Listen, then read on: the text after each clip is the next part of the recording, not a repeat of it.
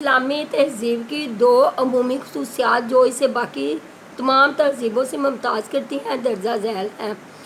اللہ تعالیٰ ہی تمام کائنات کا خالق و مالک ہے۔ اس کائنات کی ہر چیز منظم ہے اور باضابط سلطنت الہی کا حصہ ہے۔ اس کائنات میں اقتدار اعلیٰ کی حامل ذات صرف اور صرف اللہ تعالیٰ کی ہے۔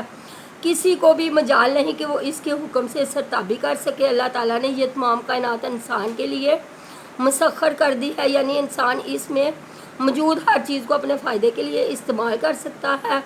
ارشاد الہی ہے، الم تری ان اللہ سخر لکم ما فی الارض، سورۃ لقمان آیت نمبر 20۔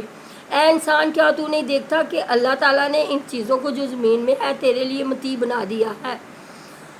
قرآن مجید میں اللہ تعالیٰ کا ارشاد ہے، انی جاعل فی الارض خلیفۃ، سورۃ بقرہ آیت نمبر 30۔ بے شک میں زمین میں ایک خلیفہ بنانے والا ہوں۔ انسان کو اللہ تعالیٰ نے زمین میں اپنا خلیفہ بنا کر اسے دوسری تمام مخلوقات سے اعلیٰ اور افضل بنایا ہے۔ انسان کے لیے تمام کائنات مسخر کر دی تاکہ وہ اس کو اپنے فائدے کے لیے استعمال کرے، لیکن اس پر لازم ہے کہ وہ اس کا استعمال اللہ تعالیٰ کے بتائے ہوئے احکام اور طریقوں کے مطابق کرے گا، چونکہ وہ نائب اور خلیفہ ہے۔ لہٰذا وہ اس کائنات کی ہر چیز کو صرف اپنے مالک کی امانت کے طور پر ہی استعمال کرے گا۔ وہ اپنے مالک کی نعمت کا حق ادا کرتے ہوئے لوگوں کی خیر گیری کرے گا، شفقت، مہربانی اور عدل کو اپنا اسوہ حسنہ بنائے گا اور عام امور کو اخلاص اور رحم دلی سے انجام دے گا، چونکہ وہ اللہ تعالیٰ کا خلیفہ اور نائب ہے۔ لہٰذا اسے قیامت کے دن تمام اعمال کا محاسبہ کے بعد جزا یا سزا دی جائے گی۔ منصب و خلافت سے پتہ چلتا ہے کہ انسان خود مختار محض نہیں بلکہ اللہ تعالیٰ کی رغبت ہے، اور اس فریضے میں غیر ذمہ دار ہونے سے اس کی دنیا و عقبہ خراب ہو سکتی ہے۔ اسلامی تہذیب کی ایک اہم خصوصیت یہ ہے کہ بحیثیت انسان سب اللہ تعالیٰ کے سامنے برابر ہے۔ اس کا عملی سبق نماز اور حج کے مواقع پر ملتا ہے۔ نماز میں ایک امام کے پیچھے امیر، غریب، شاہ، گدھا، کالے گورے سب صف باندھ کر کھڑے ہو جاتے ہیں اور ہر قسم کے امتیازات اٹھ جاتے ہیں۔ اس طرح حج کے موقع پر تمام دنیا سے مسلمان ایک ہی لباس احرام پہن کر اکٹھے حج ادا کرتے ہیں۔ یہاں کسی قسم کی امتیازی شان یا تفریق نظر نہیں آتی۔ یہ انسانی مساوات کا وہ منظر ہوتا ہے جو دنیا کی کسی تہذیب میں نظر نہیں آتا۔ قرآن مجید میں اللہ تعالیٰ نے انسانوں کو مساوات کا سبق یوں دیا، یا ایھا الناس انا خلقناکم من ذکر وانثی وجعلناکم شعوبا وقبائل لتعارفوا ان اکرمکم عند اللہ اتقاکم، سورۃ حجرات آیت نمبر 130۔ اے لوگو، ہم نے تمہیں مرد اور عورت سے پیدا کیا اور تمہاری شاخیں اور قبیلے بنائے تاکہ تم ایک دوسرے کو پہچانو۔ تم میں سے اللہ کے نزدیک سب سے زیادہ عزت دار وہ ہے جو سب سے زیادہ پرہیزگار ہو۔ اخوت، بھائی چارہ، اسلامی تہذیب و وحدت انسان کی تعلیم پر عمل کرتے ہوئے ہر قسم کے ملکی، قومی، رنگ و نسل کی تعصبات اور تفریقات سے دامن بچائے رکھے۔ قرآن مجید میں فرمایا، وما کان الناس الا امۃ واحدۃ فاختلفوا، سورۃ یونس آیت نمبر 19۔ اور سب لوگ ہی ایک گروہ تھے، پھر وہ اختلاف کرنے لگے۔ نیز ارشاد لائی ہوا، انما المؤمنون اخوۃ، سورۃ حجرات آیت نمبر 10۔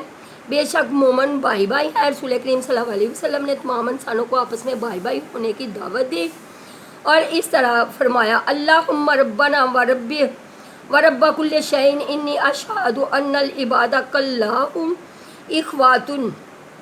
حدیث، اے اللہ، ہمارے اور ہر چیز کے پروردگار میں گواہی دیتا ہوں کہ سب انسان آپس میں بھائی بھائی ہیں۔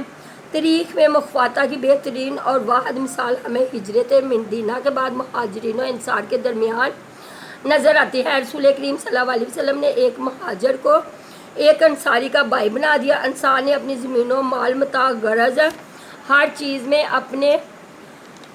اپنے بھائیوں کا برابر حصہ مقرر کر دیا۔ مسلمانوں میں اخوت و بھائی چارہ کی تعلیم نبی کریم صلی اللہ علیہ وسلم نے نہ صرف اپنی بہترین تعلیمات بلکہ اپنے عمل کے ذریعے تمام دنیا کے لوگوں تک پہنچا دی۔ آپ نے فرمایا، المومن للمومن کالبنیان یشد بعضہ بعضا ثم شبک بین اصابعہ، مومن دوسرے مومن کے لیے ایسا ہے جیسا کہ عمارت کا ایک جز دوسرے جز کو قوت دیتا ہے۔ پھر آپ نے دونوں ہاتھوں کی انگلیاں ایک دوسرے میں ڈالی۔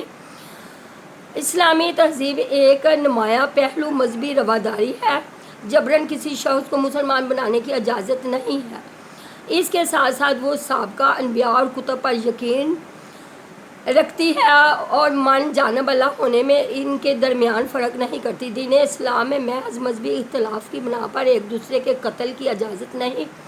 اللہ تعالیٰ نے ارشاد فرمایا لا اکراہ فی الدین، دین میں جبر نہیں۔ مزید ارشاد فرمایا افانت تکرہ الناس حتی یکونوا مؤمنین، سورۃ یونس آیت نمبر 99۔ کیا تو لوگوں کو مجبور کرے گا وہ مومن بنے؟